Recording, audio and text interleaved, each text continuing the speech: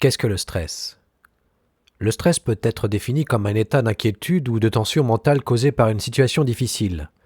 Le stress est une réponse humaine naturelle qui nous incite à relever les défis et les menaces dans nos vies. Tout le monde éprouve du stress à un certain degré. Cependant, la façon dont nous réagissons au stress fait une grande différence pour notre bien-être général. Le stress affecte à la fois l'esprit et le corps. Un peu de stress est bon et peut nous aider à accomplir nos activités quotidiennes. Trop de stress peut causer des problèmes de santé physique et mentale. Apprendre à gérer le stress peut nous aider à nous sentir moins submergés et à favoriser notre bien-être mental et physique. Mais alors quels sont les signes de stress? Le stress nous empêche de nous détendre et peut s'accompagner de toute une gamme d'émotions, notamment l'anxiété et l'irritabilité. Lorsque nous sommes stressés, nous pouvons avoir du mal à nous concentrer. Nous pouvons ressentir des maux de tête et d'autres douleurs corporelles, des maux d'estomac et des troubles du sommeil.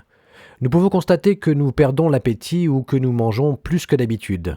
Le stress chronique peut aggraver des problèmes de santé préexistants et augmenter notre consommation d'alcool, de tabac et d'autres substances. Les situations stressantes peuvent également causer ou exacerber des problèmes de santé mentale, le plus souvent l'anxiété et la dépression, qui nécessitent l'accès à des soins de santé. Lorsque nous souffrons d'un problème de santé mentale, c'est peut-être parce que nos symptômes de stress sont devenus persistants et ont commencé à affecter notre fonctionnement quotidien, y compris au travail ou à l'école. Nous allons maintenant nous promener dans tout le corps pour savoir quelles sont les problématiques qu'engendre le stress. Tout d'abord, le système musculo-squelettique. Lorsque le corps est stressé, les muscles se tendent. La tension musculaire est presque une réaction réflexe au stress, la façon dont le corps se protège contre les blessures et la douleur. Lors d'un stress soudain, les muscles se tendent d'un coup, puis relâchent leur tension lorsque le stress passe. Le stress chronique amène les muscles du corps à être dans un état de vigilance plus ou moins constant. Lorsque les muscles sont tendus et tendus pendant de longues périodes, cela peut déclencher d'autres réactions du corps et même favoriser des troubles liés au stress. Par exemple, les céphalées de tension et les migraines sont associées à une tension musculaire chronique dans la région des épaules, du cou et de la tête. Les douleurs musculo-squelettiques dans le bas du dos et les membres supérieurs sont également liées au stress, en particulier au stress professionnel. Des millions d'individus souffrent de conditions douloureuses chroniques secondaires à des troubles musculo-squelettiques. Souvent, mais pas toujours, il peut y avoir une blessure qui déclenche l'état douloureux chronique. Ce qui détermine si une personne blessée continue ou non à souffrir de douleurs chroniques, c'est la façon dont elle réagit à la blessure. Les personnes qui craignent de souffrir et de se blesser à nouveau et qui ne recherchent qu'une cause physique et un remède à la blessure se rétablissent généralement moins bien que les personnes qui maintiennent un certain niveau d'activité modérée supervisée par un médecin. En gros, c'est ce que l'on préconise quand on a mal de dos, il faut continuer l'activité physique. La tension musculaire et éventuellement l'atrophie musculaire due à la désuétude du corps favorisent toutes des affections musculo-squelettiques chroniques liées au stress. Il a été démontré que les techniques de relaxation et d'autres activités et thérapies anti-stress réduisent efficacement la tension musculaire, diminuent l'incidence de certains troubles liés au stress, tels que les maux de tête, et augmentent le sentiment de bien-être. Pour ceux qui développent des douleurs chroniques, il a été démontré que les activités de soulagement du stress améliorent l'humeur et le fonctionnement quotidien. Maintenant, le système respiratoire. Le système respiratoire fournit de l'oxygène aux cellules et élimine les déchets de dioxyde de carbone du corps. L'air entre par le nez et passe par le larynx dans la gorge, par la trachée et dans les poumons par les bronches. Les bronchioles transfèrent ensuite l'oxygène aux globules rouges pour la circulation. Le stress et les émotions fortes peuvent s'accompagner de symptômes respiratoires, tels qu'un essoufflement et une respiration rapide, car les voies respiratoires entre le nez et les poumons se resserrent. Votre corps souvent se met à halter. Pour les personnes sans maladie respiratoire, ce n'est généralement pas un problème car le corps peut gérer le travail supplémentaire pour respirer confortablement. Mais les facteurs de stress psychologique peuvent exacerber les problèmes respiratoires de personnes atteintes de maladies respiratoires préexistantes, telles que l'asthme et la maladie pulmonaire obstructive chronique, qui comprend l'emphysème et la bronchite chronique. Certaines études montrent qu'un stress aigu, comme le décès d'un être cher, peut en fait déclencher des crises d'asthme. De plus, la respiration rapide, ou l'hyperventilation causée par le stress, peut provoquer une crise de panique chez une personne sujette aux crises de panique. Encore une fois, en maîtrisant la relaxation, la technique de la respiration maîtrisée et d'autres stratégies cognitivo-comportementales peuvent grandement améliorer cette problématique. Le système cardiovasculaire. Le cœur et les vaisseaux sanguins comprennent les deux éléments du système cardiovasculaire qui travaillent ensemble pour fournir de la nourriture et de l'oxygène aux organes du corps. L'activité de ces deux éléments est également coordonnée dans la réponse du corps au stress. Le stress aigu. Un stress momentané à court terme, comme le respect des délais, le fait d'être coincé dans la circulation ou d'appuyer soudainement sur les freins pour éviter un accident, provoque une augmentation de la fréquence cardiaque et des contractions plus fortes du muscle cardiaque avec les hormones du stress. L'adrénaline, la noradrénaline et la cortisol agissant comme messagers dans ces effets. De plus, les vaisseaux sanguins qui dirigent le sang vers les gros muscles et le cœur se dilatent, augmentant ainsi la quantité de sang pompé vers ces parties du corps et augmentant la tension artérielle. Ceci est également connu sous le nom de réponse de combat ou de fuite. Une fois l'épisode de stress aigu passé, le corps revient à son état normal.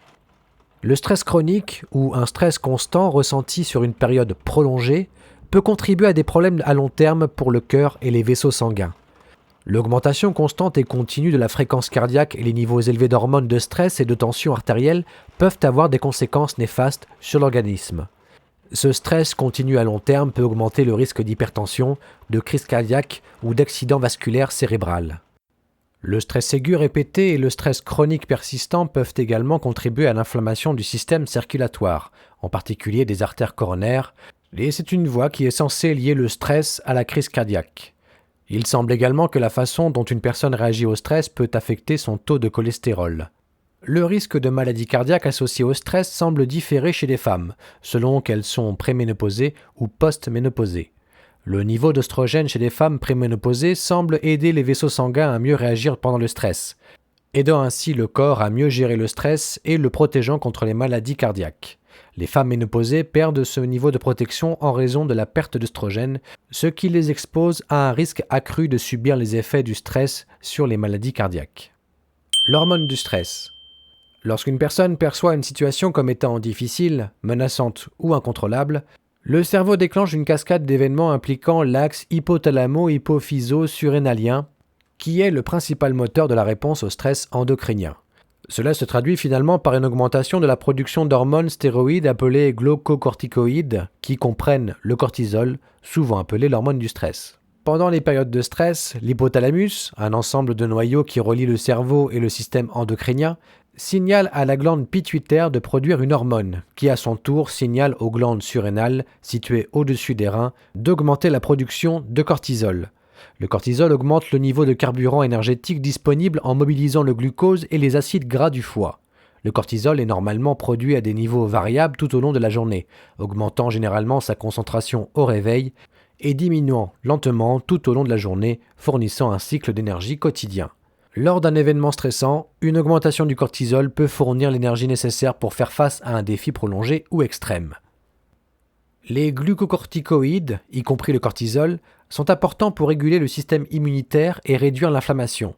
Bien que cela soit utile dans les situations stressantes ou menaçantes où une blessure peut entraîner une activation accrue du système immunitaire, le stress chronique peut entraîner une altération de la communication entre les systèmes immunitaires et l'hormone du stress. Cette communication altérée est liée au développement futur de nombreux problèmes de santé physique et mentale, notamment la fatigue chronique, les troubles métaboliques, par exemple le diabète, l'obésité, la dépression et les troubles immunitaires. Maintenant, le système digestif.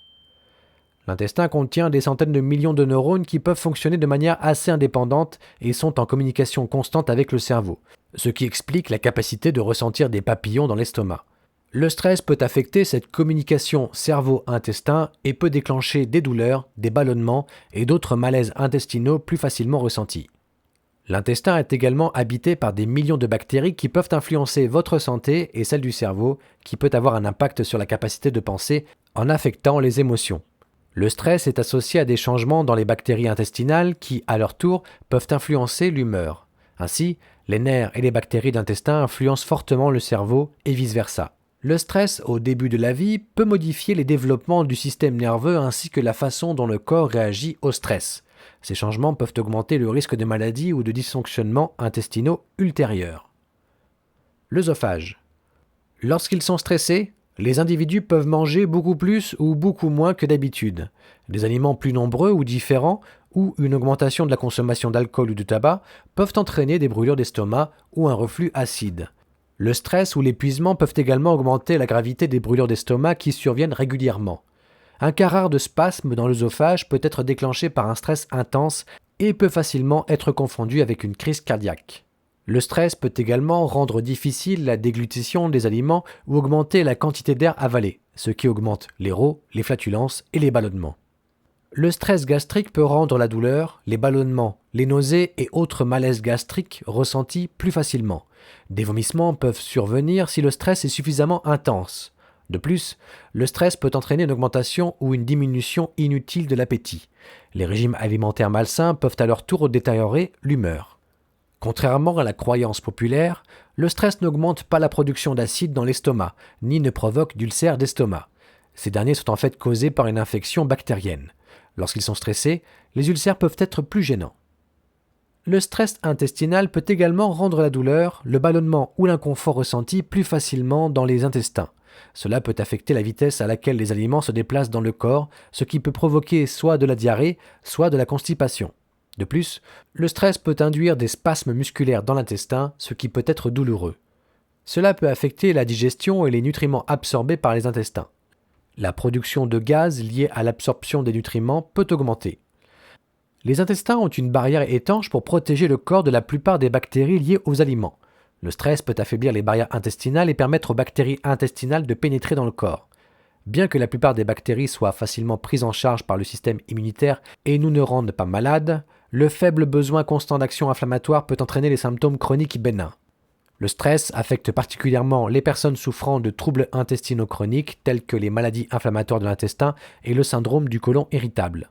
Cela peut être dû au fait que les nerfs intestinaux sont plus sensibles à des changements dans le microbiote intestinal, à des changements dans la vitesse à laquelle les aliments se déplacent dans l'intestin et ou à des changements dans les réponses immunitaires intestinales.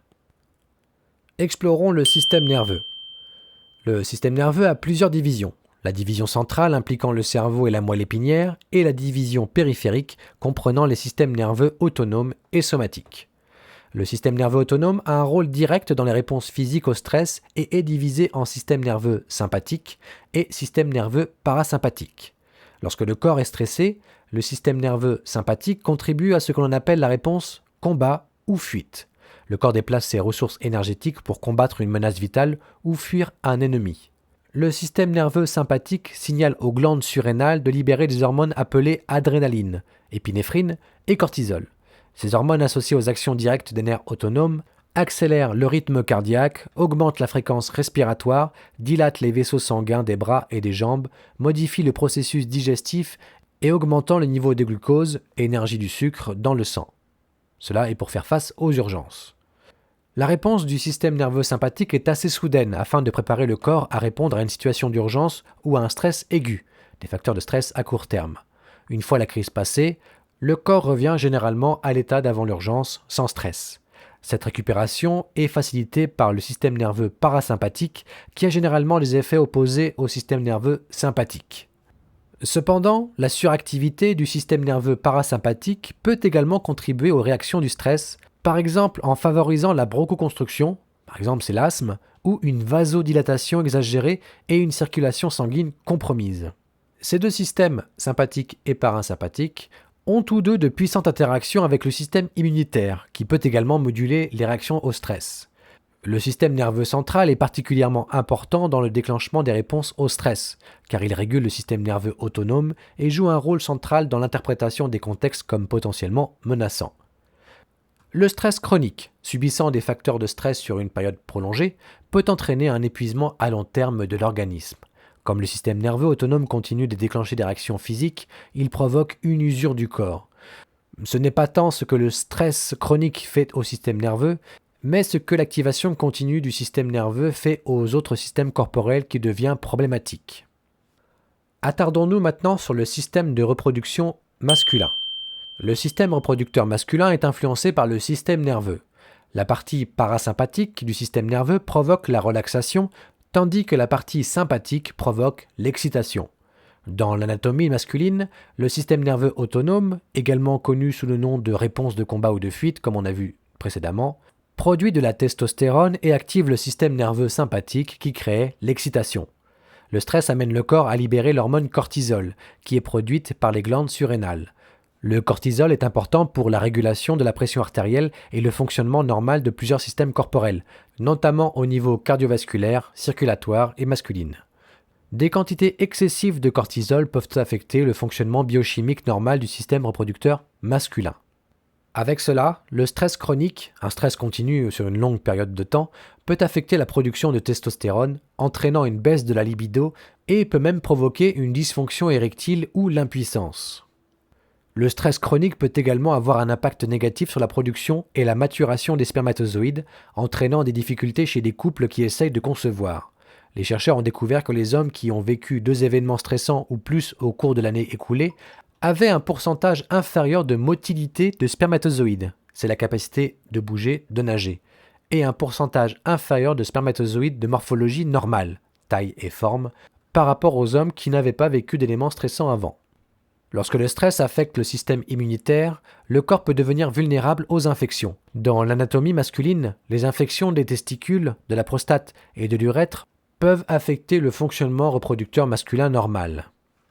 Maintenant, que se passe-t-il dans le système de reproduction féminin ? Le stress menstruel peut affecter les menstruations chez les adolescentes et les femmes de plusieurs façons. Par exemple, des niveaux élevés de stress peuvent être associés à des cycles menstruels absents ou irréguliers, à des règles plus douloureuses et à des changements dans la durée des cycles. Concernant le désir sexuel, les femmes jonglent avec les exigences personnelles, familiales, professionnelles, financières et un large éventail d'autres exigences tout au long de leur vie. Le stress, la distraction, la fatigue, etc. peuvent réduire le désir sexuel, en particulier lorsque les femmes s'occupent simultanément de jeunes enfants et d'autres membres malades de la famille, ou font face à des problèmes médicaux chroniques, se sentent déprimés, éprouvent des difficultés relationnelles ou des abus, ou alors font face à des problèmes de travail, etc. Le stress de la grossesse peut avoir un impact significatif sur le plan de reproduction d'une femme. Le stress peut avoir un impact négatif sur la capacité d'une femme à garder la santé durant sa grossesse et après son adaptation postpartum. La dépression est la principale complication de la grossesse et de l'adaptation postpartum. L'excès de stress augmente la probabilité de développer une dépression et de l'anxiété pendant cette période. Le stress maternel peut avoir un impact négatif sur le développement du fœtus et de l'enfant et perturber les liens avec le bébé dans les semaines et les mois suivant l'accouchement. Concernant le syndrome prémenstruel. Le stress peut aggraver les symptômes prémenstruels ou les rendre plus difficiles à gérer. Souvent, les symptômes prémenstruels peuvent être stressants pour de nombreuses femmes. Ces symptômes comprennent des crampes, une rétention d'eau et des ballonnements, une humeur négative, sensation d'irritabilité et de saute d'humeur. À l'approche de la ménopause, les taux d'hormones fluctuent rapidement. Ces changements sont associés à l'anxiété, aux sautes d'humeur et aux sentiments de détresse. Ainsi, la ménopause peut être un facteur de stress en soi. Certains des changements physiques associés à la ménopause, en particulier les bouffées de chaleur, peuvent être difficiles à gérer. De plus, la détresse émotionnelle peut aggraver les symptômes physiques. Par exemple, les femmes qui sont plus anxieuses peuvent éprouver un nombre accru de bouffées de chaleur et ou des bouffées de chaleur plus graves ou plus intenses. Concernant les maladies de l'appareil reproducteur. Lorsque le stress est élevé, il existe un risque accru d'exacerbation des symptômes d'état pathologique de la reproduction, tels que le virus de l'herpès simplex ou le syndrome des ovaires polykystiques. Le diagnostic et le traitement des cancers de la reproduction peuvent causer un stress important, ce qui justifie une attention et un soutien supplémentaires. Et pour clore cette vidéo, voici quelques conseils pour gérer le stress. Gardez une routine quotidienne. Avoir un emploi du temps quotidien peut nous aider à utiliser notre temps efficacement et à nous sentir plus en contrôle. Fixez du temps pour les repas réguliers, le temps avec les membres de la famille, l'exercice, les tâches quotidiennes et d'autres activités récréatives. Avoir fait le plein de sommeil. Dormir suffisamment est important pour le corps et l'esprit. Le sommeil répare, détend et rajeunit notre corps et peut aider à inverser l'effet du stress. Les bonnes habitudes du sommeil, également appelées hygiène du sommeil, comprennent être cohérent. Couchez-vous à la même heure chaque soir et levez-vous à la même heure chaque matin, y compris les week-ends. Si possible, rendez votre espace de couchage calme, sombre, relaxant et à une température confortable. Limitez votre utilisation des appareils électroniques, tels que les téléviseurs, les ordinateurs, les téléphones, avant de dormir. Évitez les gros repas, la caféine et l'alcool avant de vous coucher. Faites des exercices. Être physiquement actif pendant la journée peut vous aider à vous endormir plus facilement la nuit. Connectez-vous avec les autres. Restez en contact avec votre famille et vos amis et partagez vos préoccupations et vos sentiments avec des personnes de confiance. Se connecter avec les autres peut améliorer notre humeur et nous aider à nous sentir moins stressés. Mangez sainement. Ce que nous mangeons et buvons peut affecter notre santé. Essayez d'avoir une alimentation équilibrée et de manger à intervalles réguliers. Buvez suffisamment de liquide. Mangez beaucoup de fruits et de légumes frais si vous le pouvez. Faites de l'exercice régulièrement. L'exercice quotidien régulier peut aider à réduire le stress. Cela peut inclure la marche, ainsi que des exercices plus intensifs. Enfin, limitez le temps que vous utilisez pour regarder des informations ou utiliser les réseaux sociaux. Passer trop de temps à suivre les nouvelles à la télévision ou sur les réseaux peut augmenter le stress. Essayez au maximum de limiter le temps que vous passez à suivre l'actualité, car être constamment exposé à des informations négatives, guerre, inflation, pénurie, augmente significativement votre stress. Merci d'avoir écouté ce podcast, portez-vous bien et je vous dis à très vite.